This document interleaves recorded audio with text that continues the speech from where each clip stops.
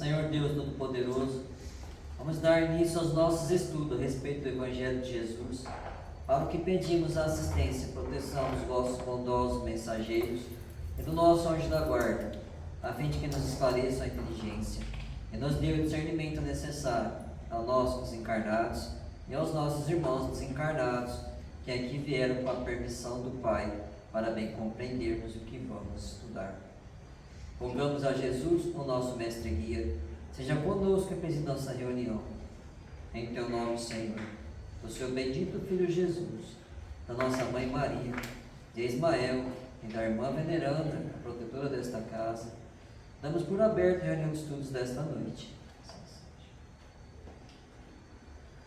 Na propaganda, pedir-vos-ão, ei-lo aqui, ou ei-lo ali, não vades nem os cigares.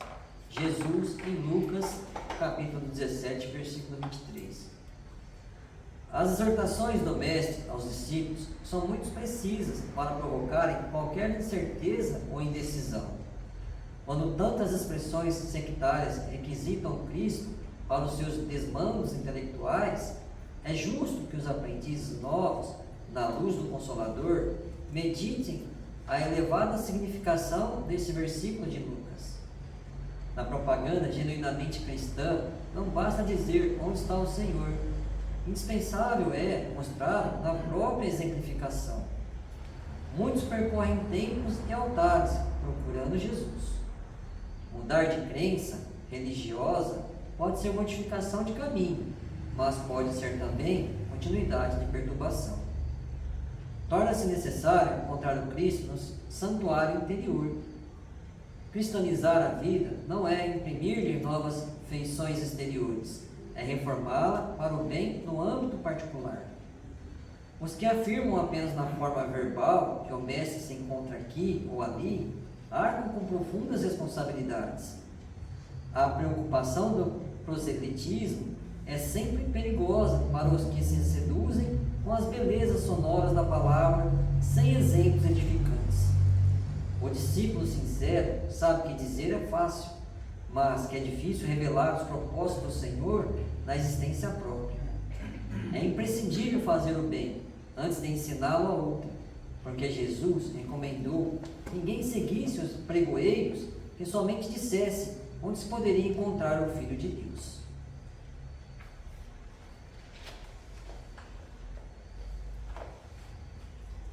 Pai nosso que estás nos céus, santificado seja o vosso nome, Senhor. Que venha a nós o vosso reino, que seja feita a vossa vontade, assim na terra como nos céus. O pão nosso de cada dia nos dai hoje, Senhor. Perdoai as nossas ofensas, assim como nós perdoamos aos que nos têm ofendido. E não nos deixeis que entremos em tentações, e livrai-nos, Pai, de todo mal, porque seu é o reino, o poder e a glória para sempre. Amém. Espíritos esclarecidos e benevolentes, bondosos mensageiros de Deus, que tendes por missão assistir aos homens e conduzi-los pelo bom caminho, sustentai-me nas provas desta vida. Dai-me força para suportá-las sem murmurar. Afastai de mim os maus pensamentos e fazei que eu não dê entrada a nenhum espírito que tentasse iludir-me e conduzir-me no caminho do mal. Esclarecei minha consciência com relação aos meus defeitos e tirai-me de sobre os olhos o véu do orgulho, capaz de impedir de os perceber e confessá-los a mim mesmo. A ti, sobretudo, bondoso anjo da guarda, que mais particularmente velais por mim, e a todos vós, espíritos protetores, que por mim vos interessais, fazei que me torne digno da vossa proteção. Conheceis as minhas necessidades, que elas sejam atendidas segundo a vontade de Deus. Que a paz que irradia do coração de Jesus e que abrange toda a terra possa ser assimilada por todos os corações aqui presentes tanto encarnados quanto os desencarnados, para que, de posse dessa paz, possamos compreender as leis que regem o mundo espiritual e ter a sabedoria de praticá-las em nossa vida diária. Em nome do nosso Mestre amado Jesus, da irmã veneranda, protetora dessa casa, da equipe espiritual que nos assiste e dos nossos anjos guardiões, solicitamos que a água aqui exposta seja fluidificada em nosso benefício. Que assim seja, damos graças a Deus.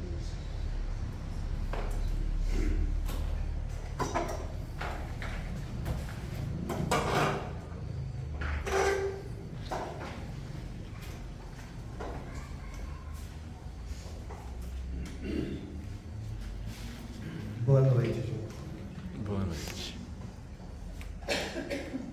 Na semana passada a gente estava analisando essa passagem de Jesus sobre a oração. Isso faz muito importante, porque a gente vai discutir e dialogar mais algumas coisas que o Valério vai falar sobre a oração, e que eu sei que vai bater um pouco de frente com alguns conceitos equivocados que a gente tem.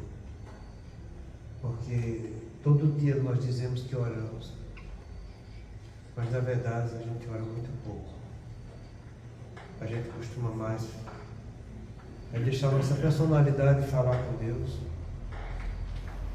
em vez de trabalhar nosso lado espiritual. Então, quando a gente diz que orar é a alma dizer o que sei, é porque aquele que está orando, ele está se sentindo em espírito. Ele não está se sentindo como homem, nem está sentindo o corpo dele. É a alma dele que está falando. E a gente pergunta, quantos de vocês já se colocaram nessa situação de meditação? Porque você tem que meditar para que isso aconteça. Você tem que usar apenas os atributos que o Espírito tem, que é a inteligência cognitiva, afetiva e a vontade dele para fazer isso. O resto entra em silêncio. Existem vários trabalhos que não têm nada a ver com a doutrina espírita. Um trabalho a respeito, que a NET divulga, que é um trabalho de neurociência do brasileiro, mostrando que a pessoa, quando entra em meditação, é apenas o pré-frontal dele e a área do segmento que está atuando. O professor Richard Davidson, eu já falei muito desse professor aqui, ele entrou no quadro depressivo e estava trabalhando em Harvard, e no quadro depressivo dele, ele não estava encontrando tratamento nenhum. Ele largou toda a profissão dele, foi lá para o Tibete e foi conversar com o Dalai Lama. Ele foi entrar em contato com como era a terapêutica que seria o alcance dele, entende? E ele encontrou a resposta nessa meditação. Depois disso ele voltou para outra escola americana, que não me lembro o nome agora, e ele se propôs a fazer um estudo aprofundado sobre isso, porque o Dalai Lama pediu para que ele fizesse isso. Que ele não fosse estudar a doença só, fosse estudar o funcionamento de uma pessoa normal. E ele levou várias entidades que trabalhavam lá no Tibete para fazer ressonância funcional e ver como é que a coisa acontece com ele. E foi uma surpresa espantosa, né? Porque quando eles estavam meditando, entrando em harmonia com o universo e com o Criador, só a região do superconsciente é que fica ativa. A gente normalmente, quando ora e diz que ora, a gente não faz isso. Porque normalmente a gente fala o que o nosso ego está passando. Porque são poucas as vezes que a gente vai fazer uma oração para Deus louvando, exclusivamente por louvar. São poucas as vezes que a gente faz oração para Deus agradecendo por tudo que a vida nos dá. A grande maioria das vezes a gente faz oração para Deus para pedir. E quando a gente pede, é para a gente tirar de perto de nós as nossas cargas expiatórias e provacionais. É o nosso corpo que fala. E o nosso corpo, quando fala, o pré-frontal, ele está mudo. O que está funcionando é o que está atrás do lobo frontal. É a área da percepção e da execução das coisas, que André Luiz descreve isso como área motora. E é que está o nosso engano, sabe? A gente fica rezando para aquilo que está nos incomodando, porque eu não quero morrer, eu não quero ficar doente, eu não quero passar por isso, eu não quero que meu filho faça assim, eu não quero que meu esposo, minha esposa... Isso são situações exclusivamente egóicas, que a gente tem que resolver com o nosso livre-arbítrio. Deus não vai substituir nosso livre-arbítrio. Aqueles que querem substituir nosso livre-arbítrio são obsessores. Deus não é obsessor. A espiritualidade superior também não é nosso obsessor. Então a gente tem que ter muito cuidado quando a gente vai orar para Deus. E Jesus já tinha nos alertado isso aqui, sabe?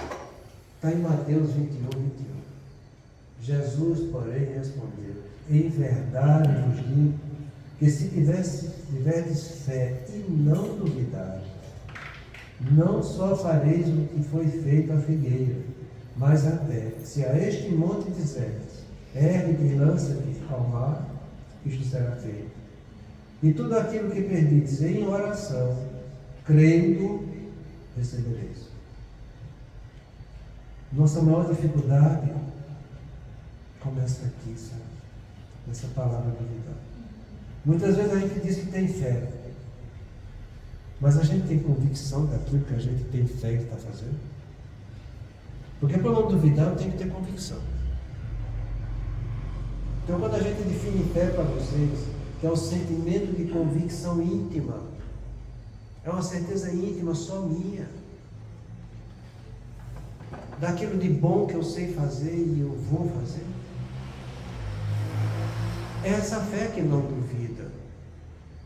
É essa fé que acredita. E ela acredita porque ela é sincera. Sincera é quando eu digo só a verdade. Essa verdade que Jesus começou a falar aqui.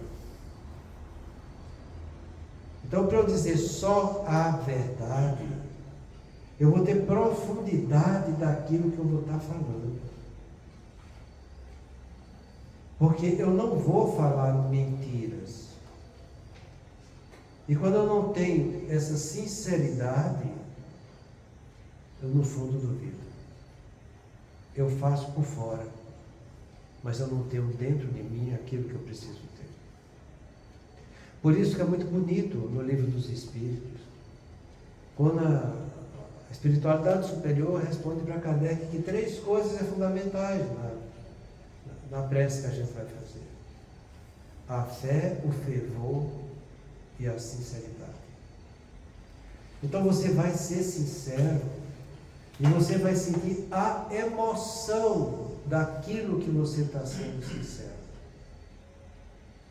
Emoção que vai tocar fundo dentro de você. Por isso que a maioria das vezes quando a pessoa ora, ela está tão envolvida afetivamente, ela chega a chorar.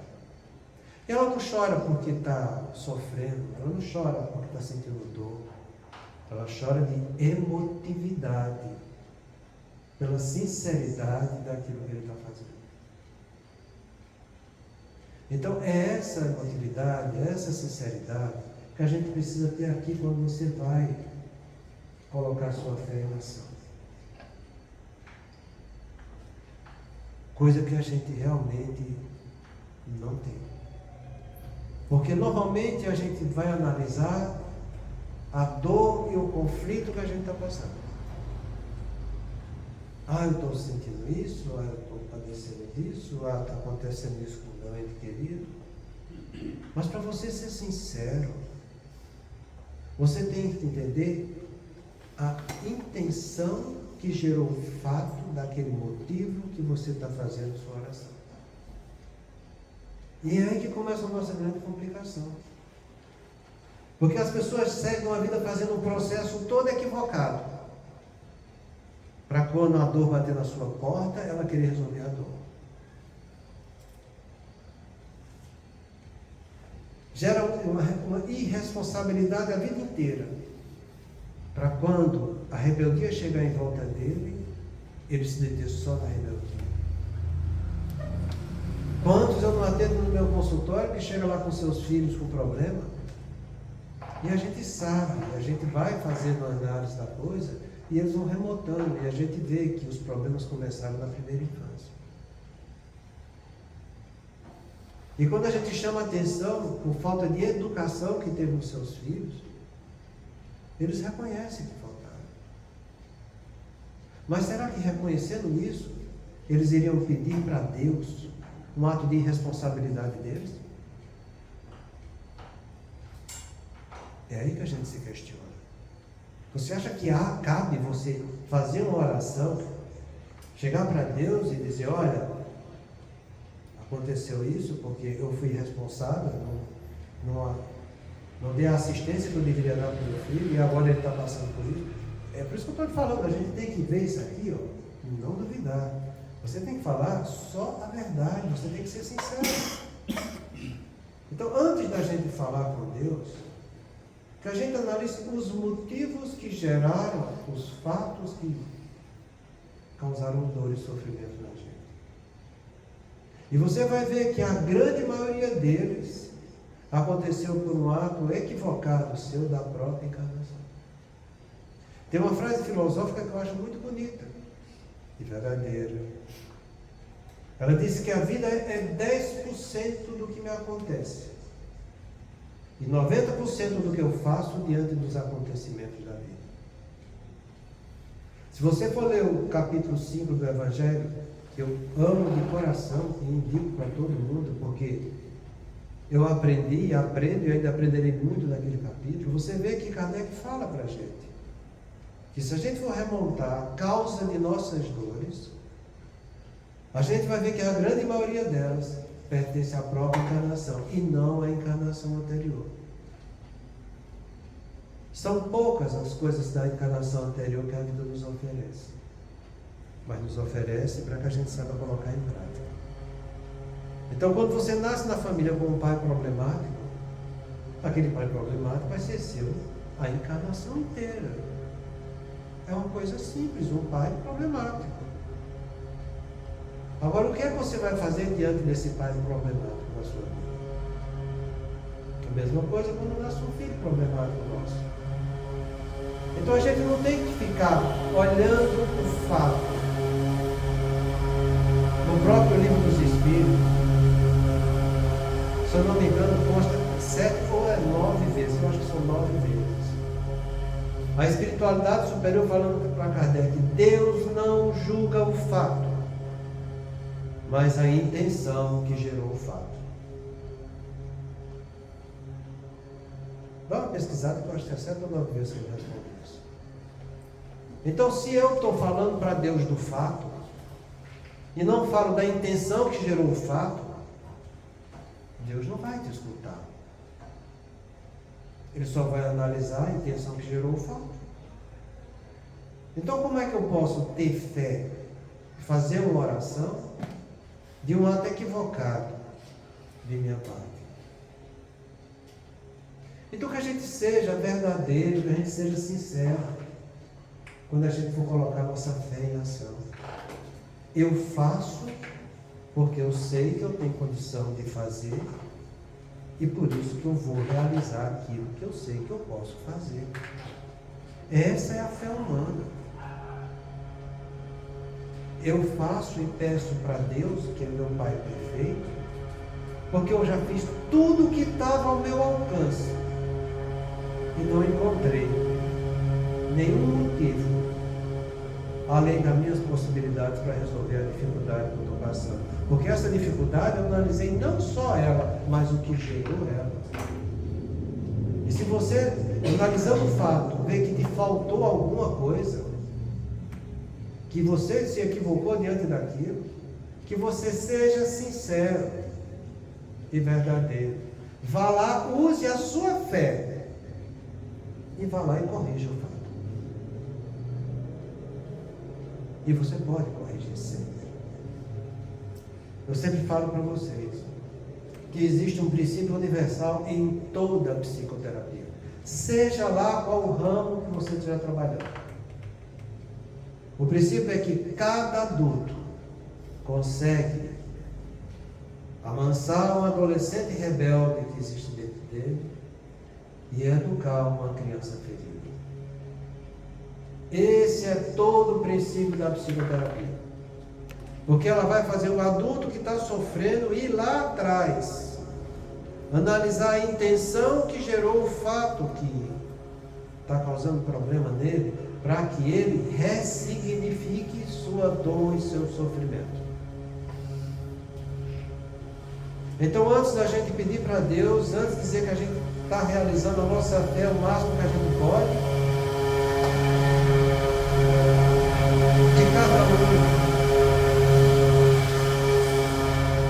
cada um olhe para dentro de si e veja como começou toda a história da dor que está padecendo hoje.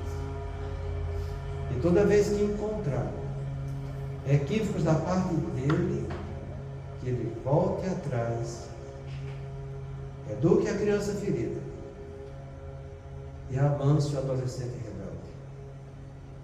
E não adianta você dizer, mas meu pai morreu, mas eu já não tenho mais contato com aquela pessoa. Tudo bem. Você não tem contato com aquela pessoa, mas você tem contato o tempo todo com o fato e com a situação que você fez que gerou o conflito. Porque são muitas as pessoas que padecem do mesmo modo daquilo que você está padecendo. Se você errou com o seu filho, se seu filho não está mais na terra, deixou um neto, eduque seu neto. Assuma isso. Se você se equivocou com seu filho, chama ele sempre e conversa. Abra seu coração e mostre a sua imperfeição. Mas mostre também que você quer se corrigir diante daquilo que você se equivocou. E aí você vai estar educando seu filho novamente. Então, quando Jesus fala essa fé que não duvida, é essa fé que tem a convicção que eu estou fazendo e fiz tudo aquilo que estava de melhor na minha vida, não só da dor presente, mas do meu passado, que a maioria das vezes foi o que gerou essa dor aqui presente.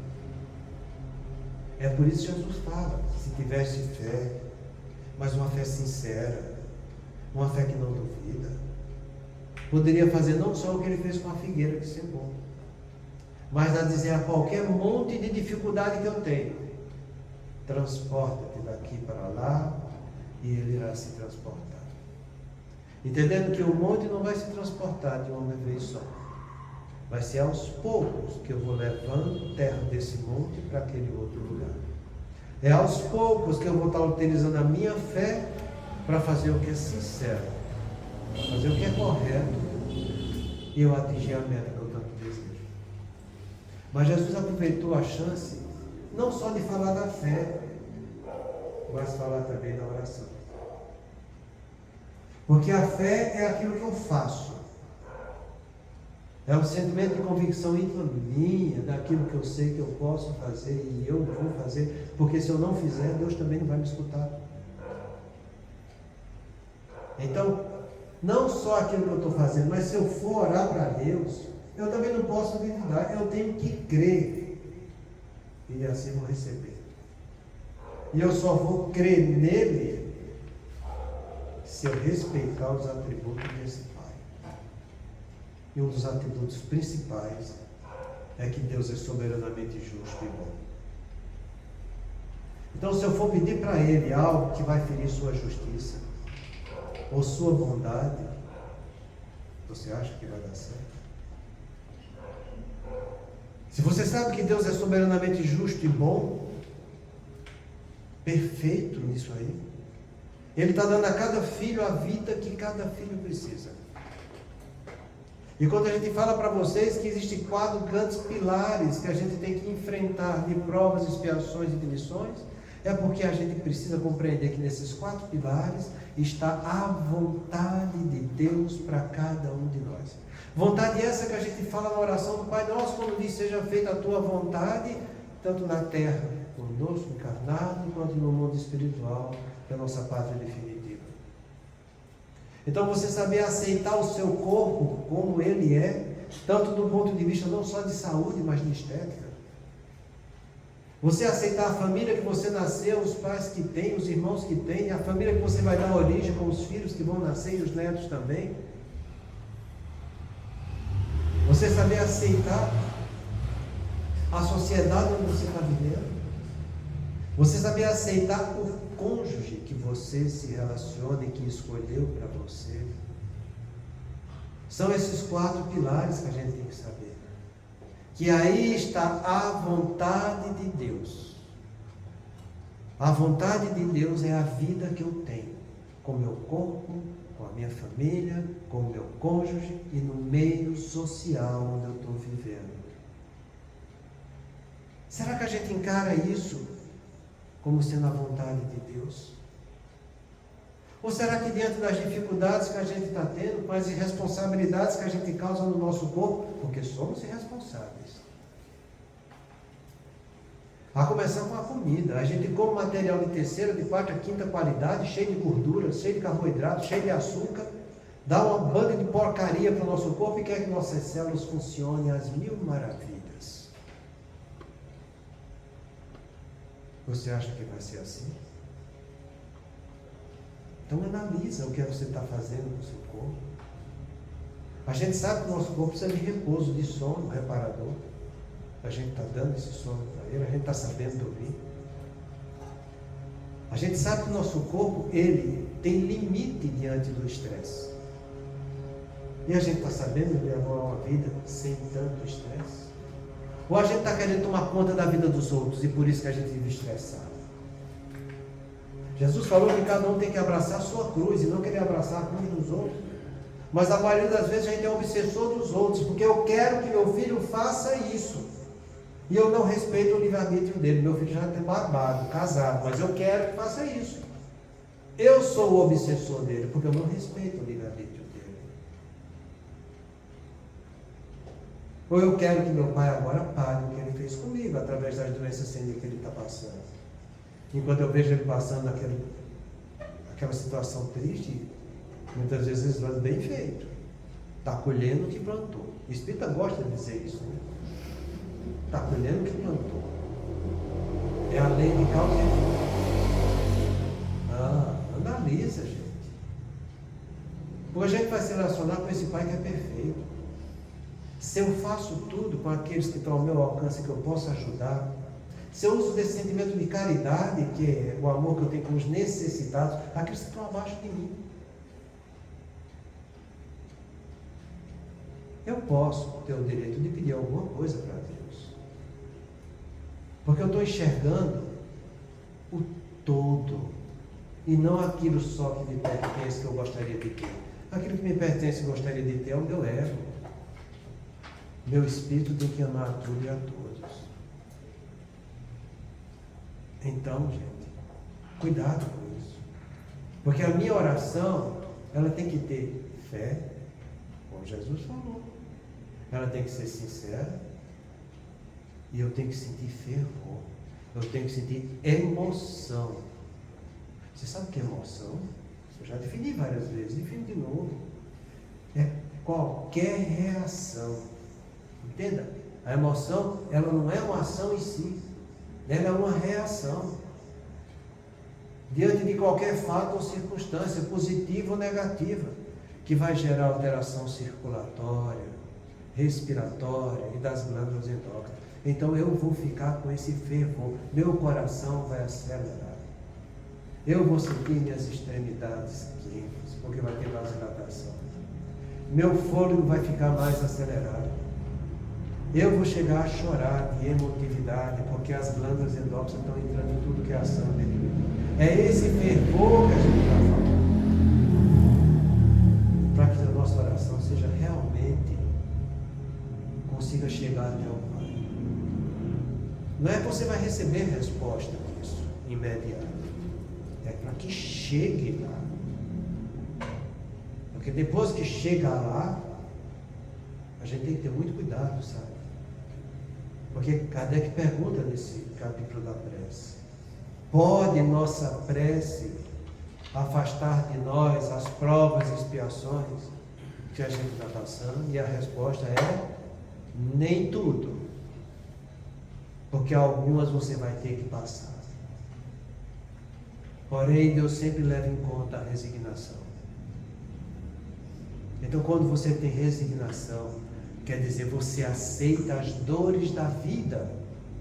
As dores que você passa no meio socioeconômico que você está vivendo, as dores que você passa com o seu cônjuge, que muitas vezes não combina tanto com ele, as dores que você passa com a sua família, com seu filho, com seus pais, as dores que você passa com o corpo que você está tendo, com as doenças ou as complicações estéticas que você causou, gostaria de ter, que não está tendo. Então, quando você está passando por isso, se você é resignado, aceita, sem questionar, sem queixar, e vai em busca de fazer o melhor, Deus vai ajudar nessa resignação que você está tendo. E a tua dor vai ser abrandada, porque você está querendo fazer o que é certo. Você está respeitando a vida que Deus lhe deu. E fazendo assim, Deus vai vir em teu socorro. Então essa oração que a gente tem que ter, que ele fala aqui, ela tem que ter essa certeza íntima. Por isso que a gente fala que a fé em Deus, que é quando eu estou orando, é esse sentimento de segurança íntima. Do proceder do Pai que é perfeito, para comigo que sou filho imperfeito e passo pelas provas e expiações que a vida está me oferecendo. É essa fé divina que a gente tem que lançar a mão quando a gente vai estar orando.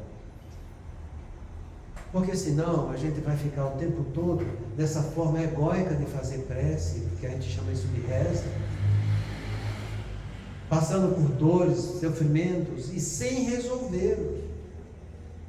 O que é pior. Porque se eu não for atrás de resolver as minhas expiações, eu passo pela dor e pelo sofrimento, mas eu não estarei me reparando. E se eu não estiver me reparando, eu estou marcando um encontro para essa mesma prova de expiações em encarnações anteriores, ou talvez mais grave ainda na própria encarnação. Ninguém veio para sofrer, nem Deus quer que ninguém fique passando por expiação. Somos nós que causamos as nossas expiações. E diante de qualquer expiação que você esteja vivenciando, você precisa fazer o que é certo, cumprir o dever diante daquilo que está te incomodando, porque se você não fizer isso, não gerar essas transformações em você, você sai dessa encarnação do jeito que chega.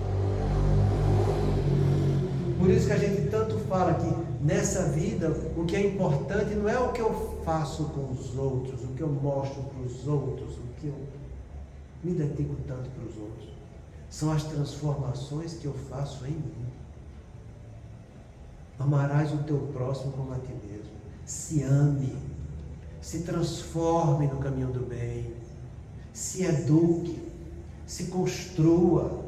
Como Paulo falou, construa um homem novo todo dia em cima daquele homem velho, porque cada dia é uma oportunidade de eu me melhorar e de me transformar. Faz isso, porque você se transformando, você tem autoridade para ajudar os outros a se transformarem também.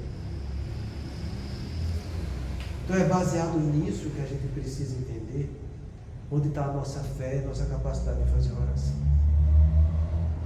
Porque o pior que seja a dor, Deus vai sempre respeitar nosso livre-arbítrio. Kardec pergunta, mas não existem obsessões tão graves que a pessoa não tenha condição de superar? E a resposta é não. mas não existem tantas alterações negativas em mim que eu não vou ter condição de melhorar. Mas também a resposta é não. Com relação aos nossos maus pendores, ele fala: o que precisa de vocês é esforço, e um esforço insignificante.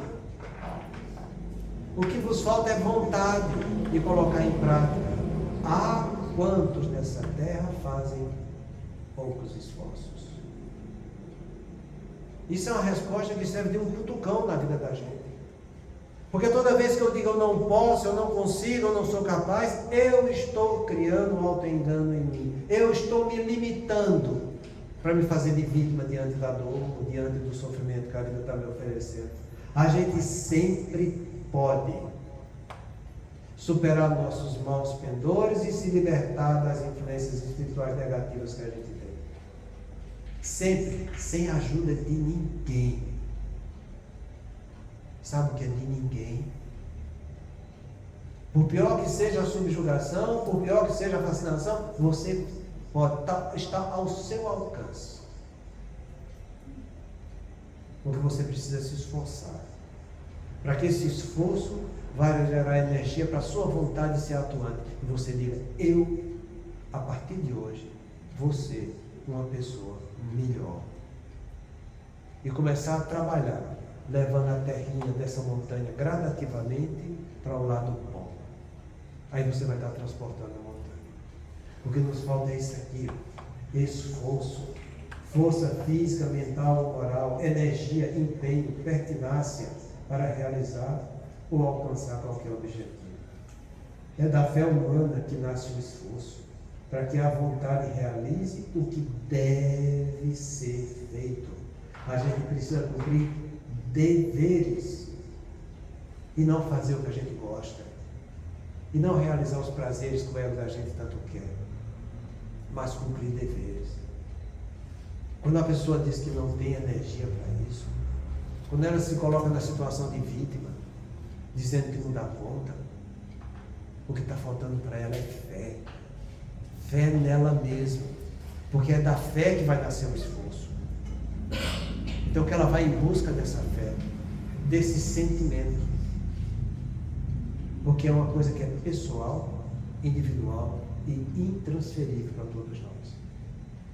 Então que você saia do seu auto-engano, que realize as mudanças que estão ao seu alcance, porque Deus, vendo o teu esforço, irá te ajudar, por pior que seja a provação. Ele sempre ajuda e abranda a dor daquele que tem resignação, aceitando as dores e indo em busca de solução, fazendo o que está ao alcance dele. Deu para entender bem essa palavra de Jesus? Porque olha agora o que é que o Abílio fala. Chega para nós. Não adianta pedir em oração que os espíritos superiores nos afastem dos obsessores, que nos dê um bom sono, ou que nos dê isso ou aquilo, porque isso nunca vai acontecer. Isto não depende deles, mas de nós, do bom uso do nosso livre-arbítrio. Eles sempre nos auxiliarão a nos ajudar, colaboração, mas nunca farão a nossa parte, que é a elaboração. Então não adianta você ficar pedindo coisas, entende, que dependem de você. Não adianta. Se a coisa depende de você, vai e faça, vai. Porque Kardec também pergunta: mas a prece é agradável a Deus? Ele fala: a prece sempre é agradável a Deus, mas melhor do que a prece são as boas ações. Você, quando pratica uma boa ação, você está fazendo uma oração para Deus. Então, se está ao teu alcance fazer a coisa, não fica pedindo para os outros, querendo fugir da sua responsabilidade, de ficar no bem bom aqui, em vez de realizar aquilo que a vida está pedindo para que você faça. Então não adianta você pedir, como ele fala aqui, para afastar o obsessor, para dar um bom sono, para dar isso aqui, não interessa. Nunca. Olha, essa palavra pesa. Sabe o que é nunca? É não ter a possibilidade jamais disso acontecer. Então cai em você a fichinha aí dentro. Se o problema é teu, é você que tem que resolver. Se a prova, expiação, missão que a vida está dando é sua, arregaça as mangas e vá à luta. Ah, mas fulano não colabora. Ótimo. O problema é seu, não é de fulano. Ah, mas ele me incomoda. Ótimo. Aprenda a deixar a vida dele de lado e cuide da sua vida. Porque a gente vai dar conta daquilo que a gente faz conosco. E não daquilo que o fulano está fazendo conosco. Se tem alguém que atrapalha, tem muitos que nos ajudam. É impressionante a gente que trabalha em reunião mediúnica, como a gente acha, na retrospectiva da vida da pessoa, aquelas almas encarnadas que tanto ajudaram ele no caminho do bem, do belo e do bom, e que eles não valorizaram. Se você for fazer uma retrospectiva da sua vida, você vai encontrar isso. E encontrando, vá lá e valorize, veja o que é que eles fizeram por você. Vá lá e faça. Ao lado de cada dor que a gente tem, existe um bálsamo que Deus está dando para que a gente resolva o problema. Imagina você passar por uma dor, por um sofrimento que não tem a solução. Será que é esse Deus que você acredita? Ah, mas eu não dou conta? Não, fulano é quem vai dar conta para mim. Deus me fez errado. É hipocrisia da nossa parte. E eu vou chegar para Deus e falar uma atitude hipócrita para Ele, que é perfeito, que sabe tudo.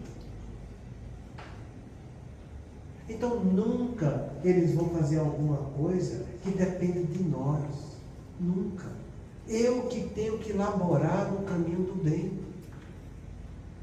E eu laborando no caminho do bem, eles virão automaticamente colaborar comigo. Porque eles também querem o meu bem. É aí que a gente tem que entender. Então cuidado no que você vai pedir em oração. Se é que vai pedir em oração. Porque a maioria das vezes que a gente pede atos inconsequentes, dizendo que está em oração, a gente está em reza, porque você não está sendo sincero. Para eu ser sincero com Deus, eu tenho que dizer: Senhor, aceito a vida que me deu. E sei que diante dos atropelos da vida, eu muito posso fazer. E sei que quanto mais eu fizer, o Senhor estará me ajudando. Então vou fazer com todo esforço possível. Pode falar. Irmã, e se tratando de oração, não é plausível pedir que as pessoas orem pela gente? Sempre é. Sempre é. Agora entenda, você vai pedir que elas te ajudem, o que é nobre, porque você está, se você estiver agindo com sinceridade, é um ato de humildade. Eu estou passando por dificuldades, eu não estou encontrando força, me ajuda no que eu estou fazendo, vê se você tem uma luz para mim, me dá uma força. Isso a oração que a gente tem que fazer, a gente faz para aquelas pessoas que podem nos ajudar. E quem mais pode nos ajudar é Deus. A oração que você faz por santo que você acredita é a mesma coisa que você faz de fazer uma oração para uma pessoa encarnada que você acredita que pode lhe ajudar. Não tem diferença. Sendo que esse desencarnado que você está orando, ou esse encarnado que está orando por você, ele vai levar suas preces para Deus em seu benefício. Para que você tenha cada vez mais luz na dificuldade que está passando. Porque você tendo luz e entendendo, você não vai duvidar da sua atitude. Por isso que a gente sempre fala que uma das coisas que a oração sempre dá para a gente é luz para o entendimento, para que eu faça alguma coisa que está em minha obrigação como filho de Deus fazer. E além de trazer luz para o entendimento, ele vai trazer força para a minha vontade. Ele vai me dar mais coragem para que você continue lutando. Ele vai te dar força. Então, o encarnado que estiver ao teu lado e que você está pedindo ajuda para ele, Entenda? Ele pode e deve fazer isso. E se o alcance dele, para aquele problema que você está passando, não for à altura do que você precisa, ele pode orientar outra pessoa que tem um mau conhecimento para te ajudar. Ele pode fazer oração para Deus, para que Deus venha trazer mais recursos para você. Isso é nobre. Mas entenda, tem que ser um ato sincero, o seu pedido. Sincero em que você vai estar falando a verdade. Entende? Eu estou fazendo tudo que está ao meu alcance. Tudo. E não estou conseguindo superar minhas dificuldades. Eu, no ato de humildade e de sinceridade, preciso de ajuda. Traz algo para mim para que eu consiga superar essa dificuldade. Me ajuda dando mais força para que eu vá adiante. Aí a coisa funciona, entende? Porque esse ato de sinceridade, de oração que você vai fazer, olha, a coisa é muito bonita, a coisa é tão linda. No livro de André Luiz, Entre o Céu e a Terra, a Eveline é uma criança de 14 anos. A Eveline fez uma prece, uma oração sincera para Deus. Para Deus não, para a mãe dela que havia desencarnado. Para que a mãe dela, que ela ama, viesse ajudar nos transtornos que estavam acontecendo no seu lar, com a nova mãe dela que estava doente e com o irmão dela que tinha morrido. Uma criança de 14 anos fez a prece para a mãe. E na verdade a mãe era a obsessora do lar que estava gerando grande parte dos conflitos. Mas uma prece nunca se perde quando ela é feita com sinceridade. E foi captada lá em nosso lar pelo protetor dela e foi levada para Clarencio.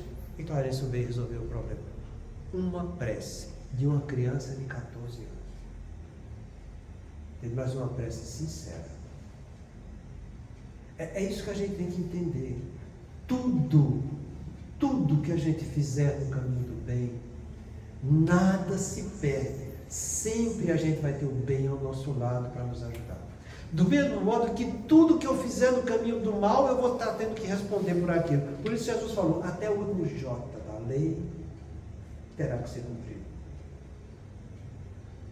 Entende? Eu acho que a questão mais difícil da gente, diante dos conflitos que a gente está passando, é porque a gente não olha para aquele conflito como espírito que somos. Porque se eu olhar como espírito que eu sou, e eu sei que eu estou passando por um pai com dificuldade que está gerando conflito em mim, eu vou saber que numa vida anterior eu agi daquele jeito, talvez até pior. Ou eu fui um mau filho para merecer um pai tão rude nessa vida. Então o que é que eu tenho que fazer? Eu tenho que me educar diante das dificuldades da vida. É isso que eu preciso fazer. E não querer que meu pai tem que mudar. Não, quem tem que mudar é você, que o conflito é seu. Aquele senhor que está sendo seu pai, talvez ele esteja fazendo o melhor que está ao alcance dele. Que o grau de evolução dele é daquele jeito. E a gente não tem que querer milagre daquele que não pode dar.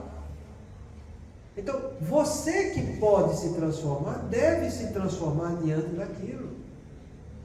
Tendo aceitação, tendo resignação. E levando a coisa adiante da melhor forma possível, ajudando ele a se tornar uma pessoa melhor. Porque quando você fizer isso, o primeiro que está sendo ajudado é você.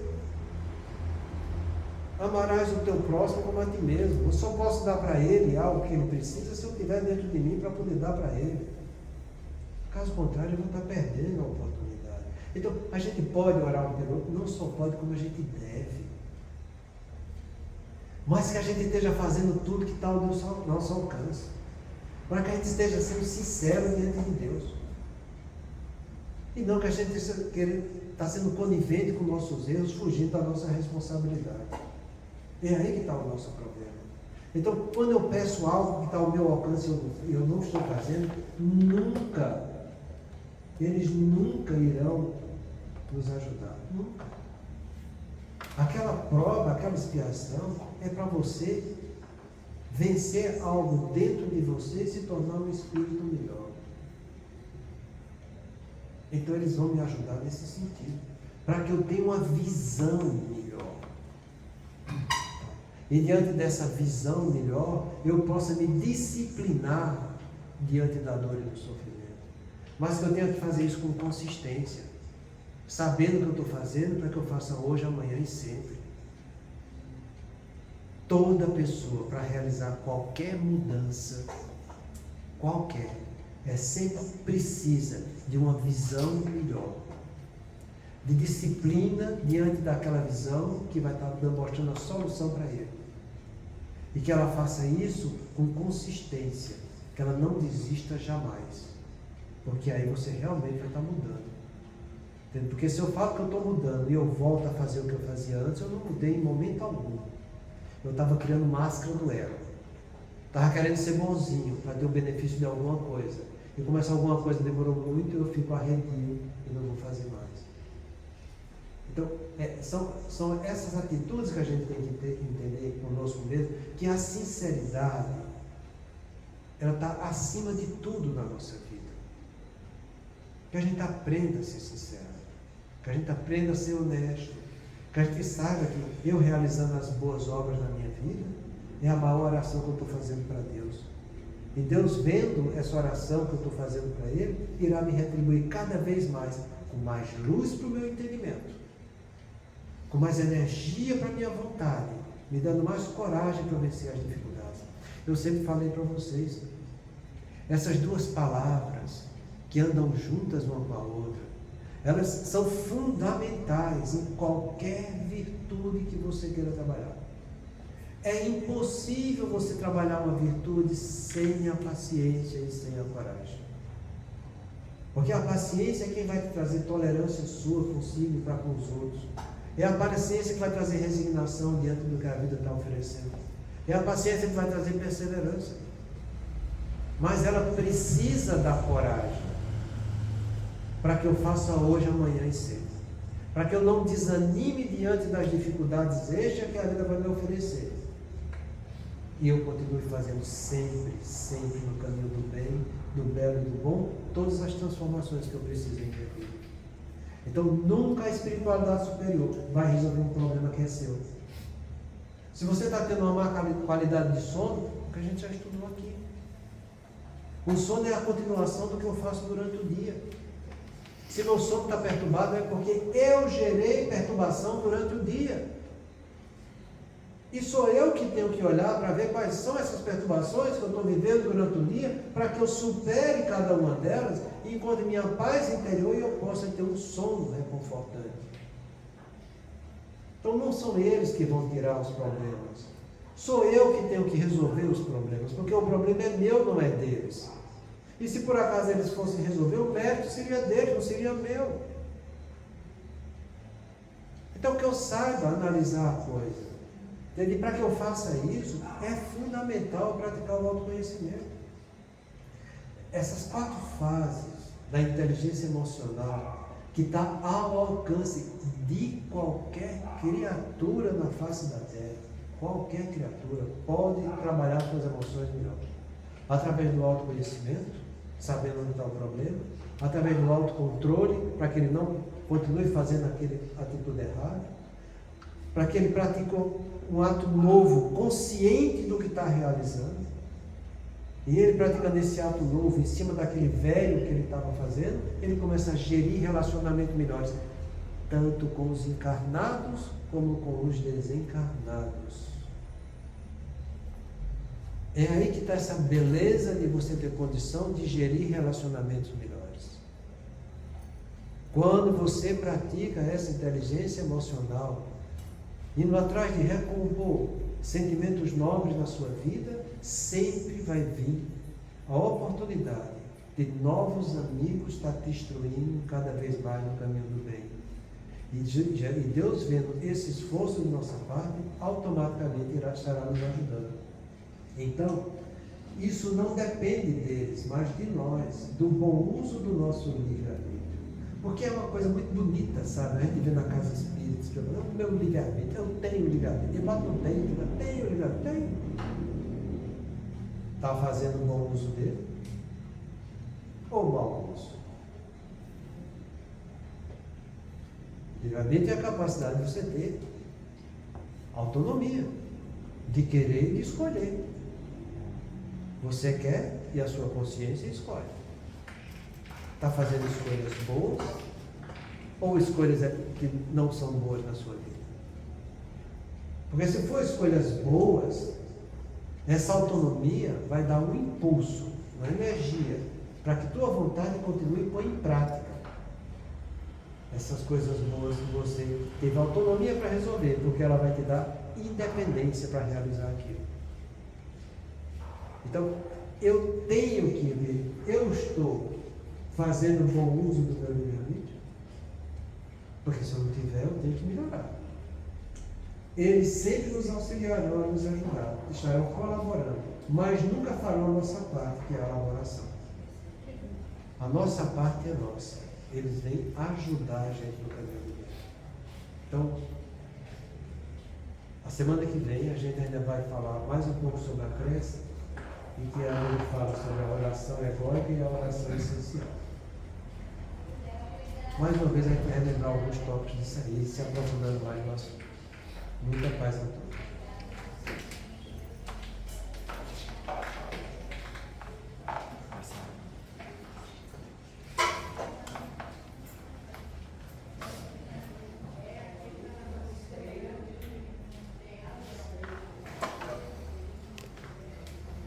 Façamos nossa prece.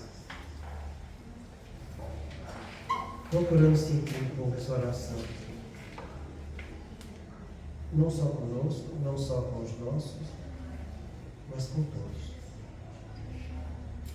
Deus, nosso Pai, que tendes poder e bondade, dai força àquele que passa pela provação. Dai luz àquele que procura a verdade. Ponde no coração do homem a compaixão e a caridade.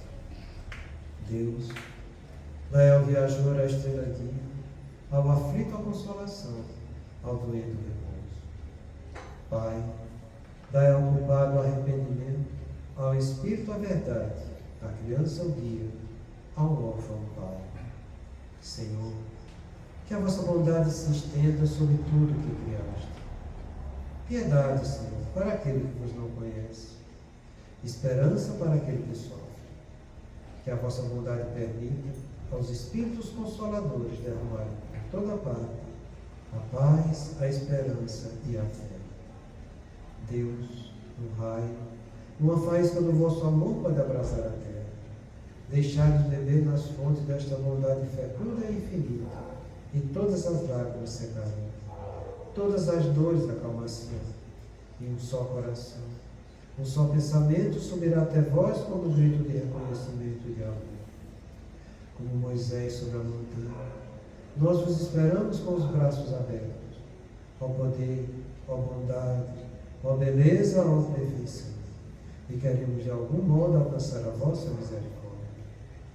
Deus, dai-nos a força de ajudar o progresso a fim de subirmos até vós. Dai-nos a caridade pura, dai-nos a fé e a razão. Dai-nos a simplicidade que fará de nossas almas o espelho onde se refletirá a vossa imagem. O tempo não para. Se agora encontras o teu ontem, não ouvides que a tua ação de hoje será a luz ou a treva do teu amor. Pai, queremos agradecer por todas as oportunidades que o Senhor nos dá para repararmos nossas faltas. Sei que falhamos em muitas, por isso peço, Pai, para que continue nos dando oportunidades e junto com a oportunidade nos dê força e nos mostre o caminho. Obrigado por tudo, Pai. Obrigado por mais uma noite de estudo.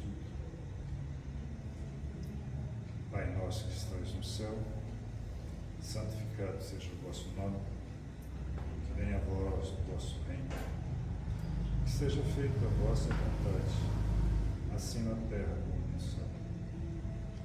O pão nosso, que cada dia nos dai hoje, perdoai as nossas ofensas, assim como nós perdoamos a quem nos tem ofendido.